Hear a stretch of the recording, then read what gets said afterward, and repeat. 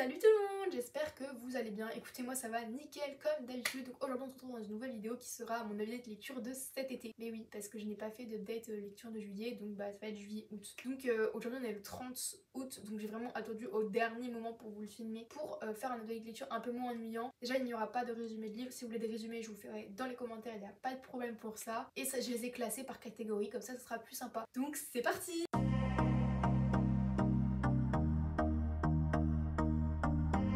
Première catégorie, c'est j'ai du sable dans mes chaussures.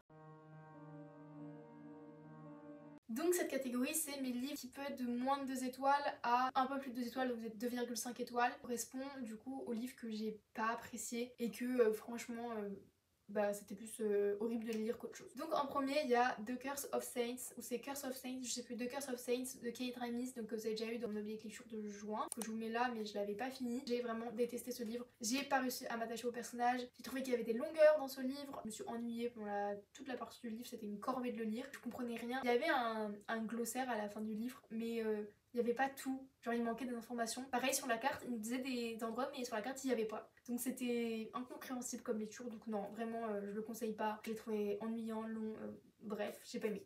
Ensuite on avait Les Cités Rebelles de Anne-Céline. C'est joué à un jour près parce que je l'ai vendu hier sur Vinted. Pour Les Cités Rebelles, j'ai pas non plus aimé, tout simplement parce que je n'ai rien compris. Peut-être parce que l'univers coréen n'est pas un univers... Les bibis et tout, c'est pas mon univers à moi. Mais pareil, j'ai pas aimé, je me suis pas accrochée au personnage, j'ai rien compris, enfin j'ai pas compris au monde. L'intrigue ne m'intéressait mais pas du tout, j'en avais rien à faire. Dès le début j'étais perdue alors que l'histoire était simple à comprendre. Il y avait beaucoup trop de vocabulaire, c'était incompréhensible. En fait il y avait une menace de Shikigami je crois qu'on appelle ça. C'est des sortes de monstres en origami. Il y avait une menace et je ne comprenais pas du tout la menace, enfin bref. Vraiment j'ai été déçue parce que vraiment je pensais que j'allais apprécier ce livre de fou et en fait bah j'ai détesté. Ceci est un flop clairement. Ensuite on a Les Cités Rebelles de Pierre Pevel aux éditions Brajlon, donc c'est le tome 1, donc Les Enchantements d'Ambremer. Alors comment vous dire que pareil, je pensais que c'était une lecture qui allait me plaire mais de fou, parce que le résumé il me donnait envie, c'était un peu historique parce que par exemple Paris début du XXe siècle.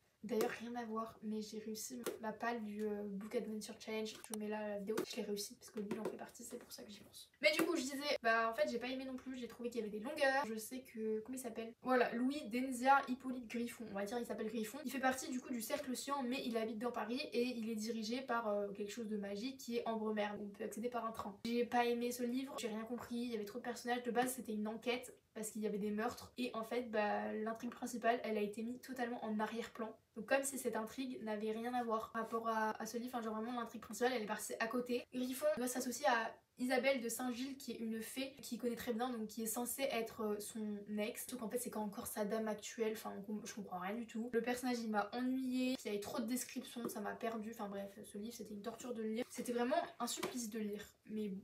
Bref je le garde parce que je l'aime bien, mais parce qu'en fait la couverture elle est belle. Mais le seul truc que j'ai bien aimé c'est son majordome, il est trop mignon et son chat il est trop mignon, il est assez culotté, il ose dire les choses et en fait il peut lire les histoires en s'allongeant et en dormant dessus et j'ai trouvé ça trop bien le concept. Mais c'est le seul truc que j'ai aimé de ce livre. Donc bon, ceci n'est pas une réussite du tout.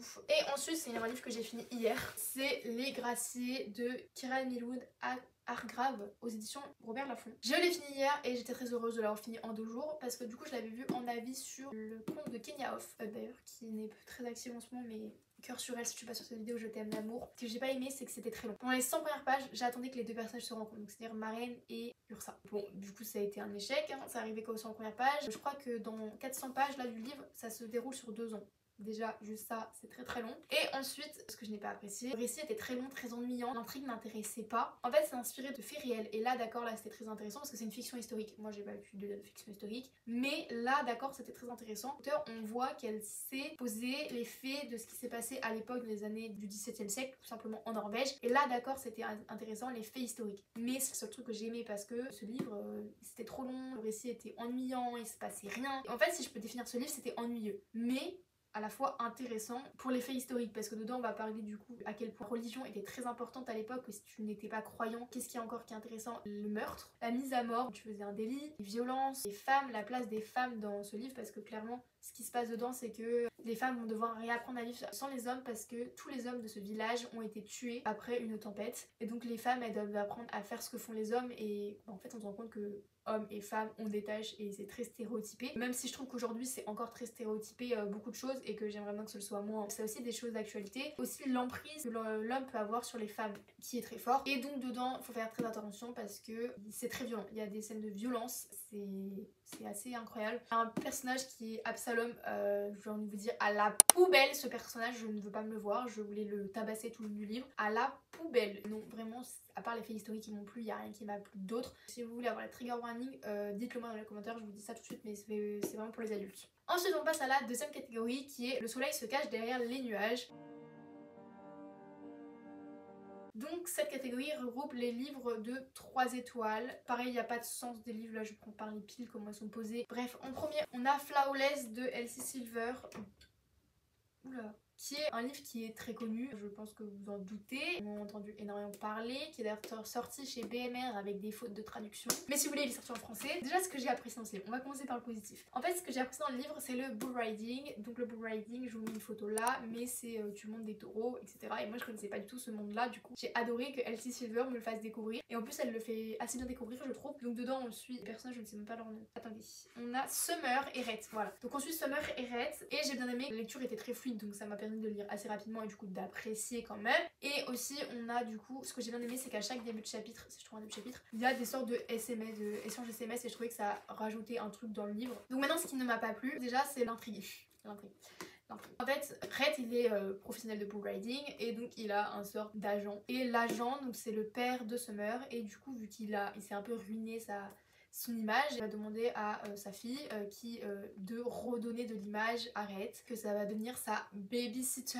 Donc déjà ce concept là, je voulais balancer le livre dès le début, sauf que ça n'a pas perdu quoi à Rhett et tout, donc c'est en fait une proximité forcée, donc force proximity et enemies to lovers. Donc déjà ça j'ai pas aimé, mais j'ai réussi à faire abstraction de l'intrigue principale. Et donc ce qui m'a pas plu, mais ça je le savais déjà en avance, c'est la romance qui était beaucoup trop cringe. Pour moi, les scènes de je voulais me balancer par la fenêtre, clairement tellement ça m'a saoulé. Mais je faisais abstraction, je sautais quand il fallait. Mais c'est vrai que le hot dedans, c'est assez là, c'était prévu. Je sais quand même à faire abstraction, ce qui a fait que j'ai quand même apprécié ma lecture. C'était pas non plus un truc horrible quoi, mais bon, bref. Ensuite, on a It's Not Summer Without You de Jenny Han. Donc c'est le tome 2 de The Summer I Turned Pretty, donc l'été où je suis devenue jolie, qui est édité aux éditions Albin Michel. La trilogie est traduite, donc si vous voulez le lire, il existe. Donc moi je l'ai apprécié, en fait c'était juste parce que c'était vibe été, bah je n'allais pas lire ce livre genre en hiver, du coup je l'avais mis là, il était aussi dans ma palle du Adventure Book Challenge, donc forcément j'étais très contente de le lire. Après je trouve qu'il y avait beaucoup l'ambiance du deuil, ça n'a pas posé problème entre guillemets parce que je trouvais que ça sentait la plage à 10 km, c'était agréable à lire. Donc vraiment ouais, c'était une lecture d'été estivale, pour ça je l'ai bien aimé. Mais après c'est pas non plus la lecture qui sort des chantiers battus quoi, ça casse pas 3 pattes et un canard. Ensuite on avait Red Rising de Pierce Brown que j'ai lu en e-book, donc je le mets là. Alors ce livre je l'ai apprécié en fait au début. Déjà je le lisais en e-book, donc j'ai lu en même temps, en fait je le lisais en même temps que des physiques parce qu'en fait c'est les livres que je vais lire quand je suis pas chez moi. C'est à dire quand je pars quelque part et que j'ai oublié de prendre un livre, du coup là je vais lire sur mon téléphone, ou quand je pars chez moi et du coup je lis en liseuse. Enfin je crois que c'était fin juillet et du coup bah je me suis dit allez je le finis. Je l'ai apprécié sans l'apprécier, donc le début j'ai beaucoup aimé. Comment il s'appelle? Daro. Il va vivre du coup l'exécution de sa femme et du coup il va se battre pour sa femme, mais à la fois on va le conditionner pour aller je crois sur la Terre ou sur Mars, l'un des deux. Et après je sais pas, je me suis totalement désintéressée de l'histoire, je me suis désintéressée du livre totalement, et du coup je me suis vraiment détachée du livre et de l'intrigue principale, et du coup bah ça ne m'a plus du tout intéressée. Donc quand il y a eu le dénouement etc, je sais pas, j'ai pas aimé, même si le début m'a extrêmement intéressée, donc c'est pour ça que ça reste sur une bonne note parce que j'ai beaucoup aimé le début. Ça m'a fait aussi penser beaucoup à Phobos de Victor Dixon. Et pour continuer dans les e-books parce que j'y suis, il y a Le Poison écarlate de Maria B. Sidner.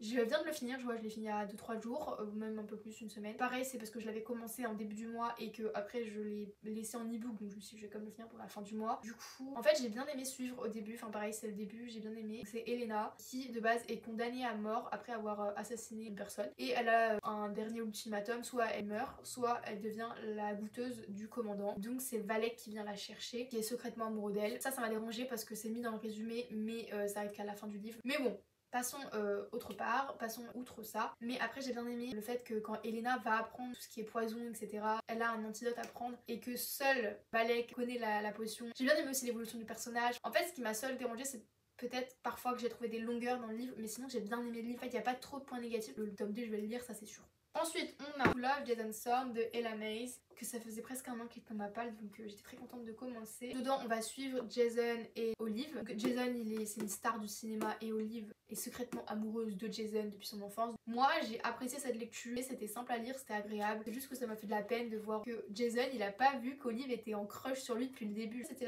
la romance qui se lit en été, qui était simple à lire, qui était agréable et qui va pas non plus, j'ai besoin d'un truc incroyable. Non, non, non, c'était vraiment simple et agréable à lire. Je sais pas ce que je peux vous dire de plus, à part que ça reflète une romance et je m'attendais pas à plus et du coup j'étais contente de lire ça. Ensuite on a Celle que je cherchais de Cassandre Lambert aux éditions Didier Jeunesse. Alors lui par contre je m'y attendais à des choses assez bien parce que j'avais vu sur le compte de Christiane Tran je crois et les lectures de Chloé des coups de cœur et du coup je m'attendais à un truc incroyable mais bon c'était pas ça. Mais j'ai quand même bien aimé, donc dedans on va suivre Noah et Armel et donc ils vont s'aider mutuellement etc. Bon je vous fais pas de résumé mais j'ai bien aimé l'évolution on va dire de Noah qui arrive dans sa vie d'étudiant.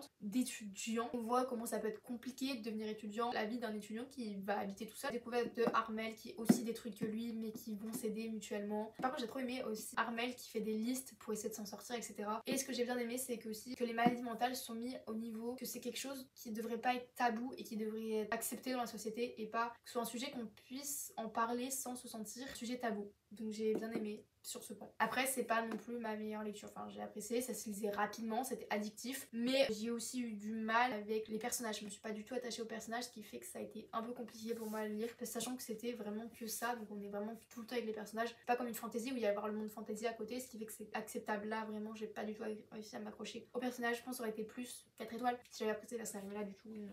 Mais du coup l'intrigue de l'histoire m'a intéressée donc ça a aidé. Ensuite on a La mer sans étoiles de Erin Morgenstern que je m'attendais à aimer. Je suis à Zachary Herzog Rollins. Zachary c'est un personnage que j'aimais bien au début, que j'ai trouvé attachant etc. Puis en fait c'est au fur et à mesure de l'histoire je me suis perdue. En fait c'est des histoires dans des histoires. On va avoir un chapitre où on suit Zachary et un chapitre où on est dans des histoires.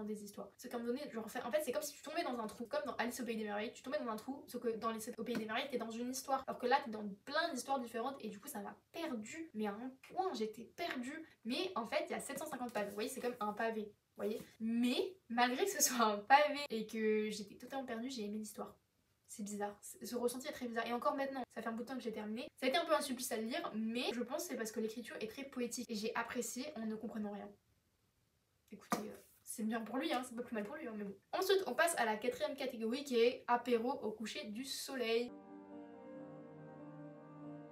qui représente mes 3 étoiles et plus jusqu'à 4 étoiles, donc qui va être un peu bon moment, où c'était sympa, où j'ai bien aimé et qui a des petites coquilles mais c'est rien quoi. En premier on a une romance, oui, Slow Sled de Lauren Asher, donc c'est le tome 1 de la Dirty Age Series. Alors très franchement pour vous dire, donc moi je l'ai lu grâce à Galian, French Worm je crois, je n'arriverai pas à dire mais je vous mets le compte là. J'ai lu grâce à elle parce qu'elle le présentait et en fait ce qui m'a fait flasher c'est les couvertures et après quand elle en a parlé ça m'a donné envie donc clairement je l'ai commandé. J'avais quand même des attentes sur ce livre parce que Lauren Asher elle a écrit Love Rising que j'aimerais bien lire mais quand j'ai vu toutes les scènes bon on verra plus tard et The Fine Print, donc j'avais comme des attentes parce que tout le monde disait que ça avait une plume incroyable et c'est le cas, sa plume est incroyable, j'ai vraiment adoré. Dans Dirty Age Series on suit Maya et Noah et donc Noah c'est un champion on va dire de Formule 1 et moi je connaissais pas du tout la Formule 1. Pour vous spoil un peu, j'ai enchaîné Flawless et Slow Sled, donc j'ai découvert le bull riding et la Formule 1, donc c'était deux lectures assez intéressantes donc c'était cool. J'ai bien apprécié ma lecture, j'ai vraiment apprécié, c'était trop bien, j'ai adoré découvrir la Formule 1, j'ai adoré être du point de vue de Noah quand il était pendant ses courses.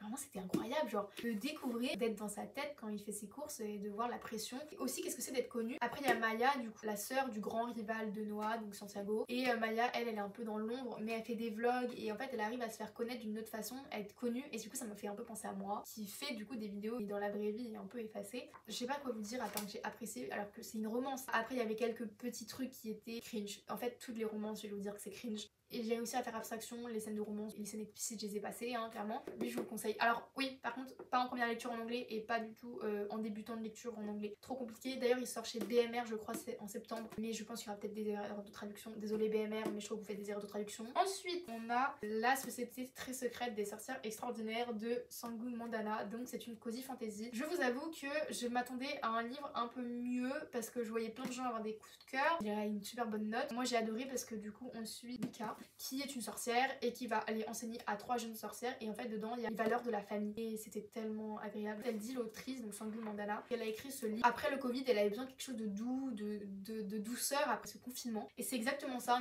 C'est un livre doudou, cosy, et il n'y a pas d'autre chose à dire sur ce livre à part que c'est agréable, et je le conseille aussi pour les 13 ans et 14, mais je vous ferai une vidéo recommandation express pour ça. Ensuite on a Seven Faceless Saint de M. Kalob, j'ai été très surprise. Donc c'est un thriller, je crois, thriller fantasy, ils disent fiction fantasy. Pas chose. On suit des meurtres et tout, et vraiment j'étais étonnée à quel point j'ai adoré et que j'étais addict au livre. Je voulais absolument savoir qui c'était, j'ai douté de tout le monde et tout le temps. En plus on assiste au meurtre, genre parfois on a des chapitres qui durent 2 pages, hein, mais en fait on assiste au meurtre, on sait pas qui a commis le meurtre. J'ai beaucoup aimé l'intrigue du coup des 7 saints. On sait à la fin pourquoi Seven Faceless Saint, donc les 7 saints sans visage d'ailleurs, qui est traduit aux éditions de Saxus. Je sais pas quoi vous dire, j'ai peur de vous spoil parce que c'est vraiment un livre qui peut vous spoil parce que bah forcément c'est une enquête, et vraiment genre il m'a tenu en haleine tout le long, j'ai trop hâte de lire le tome 2, je sais pas si je le lis en anglais ou en français, on verra bien. Et ensuite on a, bon je peux pas trop vous le spoil aussi, mais on a Fort Miroir, donc qui est le tome 2 de Sol de Brume, donc de Jeff Wheeler, donc c'est la saga des mystères aux éditions Rivka. J'ai adoré ce livre. Vraiment, même si j'ai trouvé qu'il y avait un petit coquille qui avait aussi lieu du coup dans Sol de Brume, on voit du coup plus Serra que Seti. J'avais cette attente de ce livre de voir plus Serra que Seti, parce qu'on avait plus vu Seti dans l'autre, mais du coup là j'ai trop vu Serra. Bon bref, mais il y avait cette petite coquille, mais sinon le livre était trop bien, le monde était bien, l'intrigue j'ai trop aimé, même s'il y a des petits trucs que j'ai trouvé un peu ennuyeux parfois, mais c'est rien, genre ça durait 2 pages, même pas. Ouais non, j'ai vraiment rien à redire sur ce livre à part que lisez la saga des mystères. Voilà. Il y a aussi Kawaii Flames que je n'ai pas fini mais que je suis en train de lire et que j'ai potentiellement finir demain, donc je vous dis ça, mais ça doit être un, je pense que ça va être un 4 étoiles ou 3,5. Je pense pas que ce sera plus de 4 étoiles. J'aime beaucoup pour le moment suivre Talon et mais moi j'ai essayé son nom. Berling. J'aime trop, pour le moment on voyage, on est avec les dragons, même si c'est assez simple, plutôt première fantasy, pour le moment j'apprécie énormément. J'aime bien que ce soit simple, que ce soit une fantasy assez cool en fait, et que derrière il y a un intérêt un peu politique, donc c'est sympa. Mais sans être compliqué, vous voyez. Donc voilà. Pour terminer, la 4ème catégorie, c'est si la Bretagne n'est pas la meilleure région pour vous, désabonnez-vous. Dire que c'est la catégorie qui a de plus de 4 étoiles, parce que la Bretagne, je suis désolée, c'est vrai qu'il pleut tout le temps. C'est faux. Il fait beau plusieurs fois par jour. Donc en premier, on a Les Immortels de Namina Forna aux éditions Pal. C'est une fantaisie. Merci Louane. J'ai beaucoup aimé. Parce qu'on suit du coup Deka, je vous explique juste un peu le résumé pour que vous compreniez pourquoi j'ai aimé, qui à ses 16 ans a un test et savoir si son sang est rouge ou doré. S'il est rouge, c'est normal. Si elle est dorée, elle est considérée comme impure et du coup elle est emmenée en exécution. Et moi ce que j'ai aimé, c'est à quel point on voit dedans que la différence est très présente. T'es clairement persécuté en fait quand t'es différent. Il y a des violences dans ce livre, faites attention, il y a les trigger warnings par contre au début du livre, c'est de Saxus, donc il y a bien les trigger warnings au début du livre, donc lisez-les bien. Mais vraiment ce livre, moi je dis que vous devez le lire tout simplement pour la prévention que ça donne et pour tous les sujets que ça apporte. Moi j'ai beaucoup aimé pour ça, l'histoire, l'intrigue elle est incroyable, je préfère pas trop vous en parler plus. Ensuite on a, mes bébés, le Prieuré de l'Oranger, donc la partie 1 que j'ai lu en juillet et la partie 2 que j'ai lu en août parce qu'en fait j'étais partie en vacances et j'étais pas partie avec le deuxième, donc vous n'avez pas pu enchaîner. Du coup de Samantha Shannon aux éditions j'ai lu.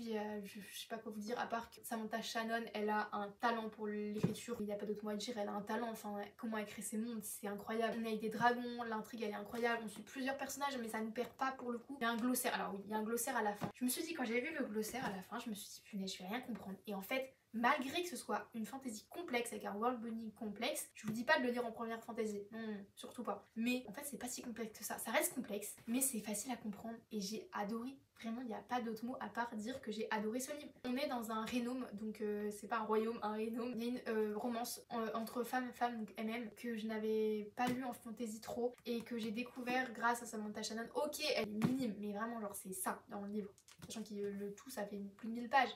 Mais elle est tellement mignonne. Les personnages ils sont tellement bien construits, enfin bref je sais pas trop quoi vous dire à part que lisez ces livres, sinon bah désabonnez-vous clairement, je blague.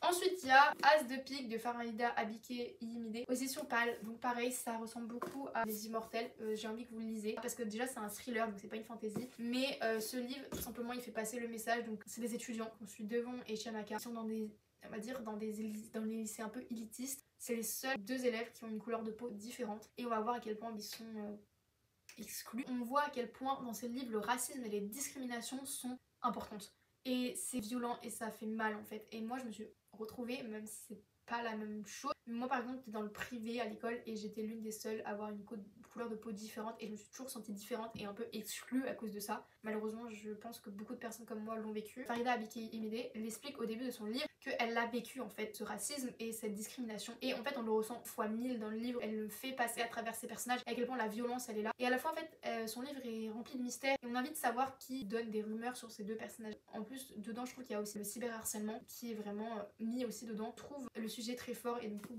j'ai envie que vous le lisiez aussi parce que c'est un sujet très important à mon goût. Et ensuite, pour terminer, il y a un blog lecture qui est sorti dessus, donc c'est L'Engrange, donc je vous le mets là, de Neil Pfeffer, donc c'est une autrice française. Donc moi j'ai lu en lecture commune avec les pépites de Gladys, pareil si vous ne connaissez pas les pépites de Gladys, je vous mets la chaîne ici. Et on va lire le tome 2 en lecture commune, donc j'étais trop hâte. Donc ce livre j'ai adoré parce qu'on était en voyage dans le temps et moi je cherchais un livre depuis longtemps qui est dans le voyage dans le temps. Donc là j'ai été servie clairement. J'ai adoré le personnage de Sophie de la Pointe, je l'ai trouvé hyper attachante, j'ai adoré ce personnage, il n'y a pas d'autre mot à dire. Voilà, je sais pas trop quoi dire d'autre. C'était incroyable, le world building il était trop bien, la plume était incroyable, il y avait des retournements de situation et les plot twists. Je les voyais pas venir et à chaque fois ça faisait un retournement dans l'histoire, genre vraiment on faisait ça puis hop on changeait. C'est vraiment addictif donc vraiment je vous le conseille, mais si vous en voulez plus sans savoir, cette fois-ci il y a un blog lecture donc allez le voir. Voilà pour cette update lecture, donc il y a 21 livres. Oui j'ai beaucoup lu, j'ai eu le temps on va dire, malgré que j'ai bossé mais j'ai eu le temps. Donc voilà, j'espère que cette vidéo vous aura plu. Si vous avez aimé cette vidéo n'hésitez pas à la liker, à la commenter, donc s'il y a des livres que vous avez lus dans tous ces livres que je vous ai présentés, dites-le moi dans les commentaires si vous avez lu ou si vous êtes dans vos wishlist etc. Mais si vous avez lu, dites-moi votre avis. Quel livre vous avez lu vous cet été et quels sont vos coups de cœur? Moi j'ai pas eu coup de cœur. Donc si vous voulez me suivre un peu plus, il y a aussi mon Instagram qui est Lou et ses livres qui est dans ma barre d'infos. Et sur ce je vous dis à la prochaine pour une prochaine vidéo. Salut!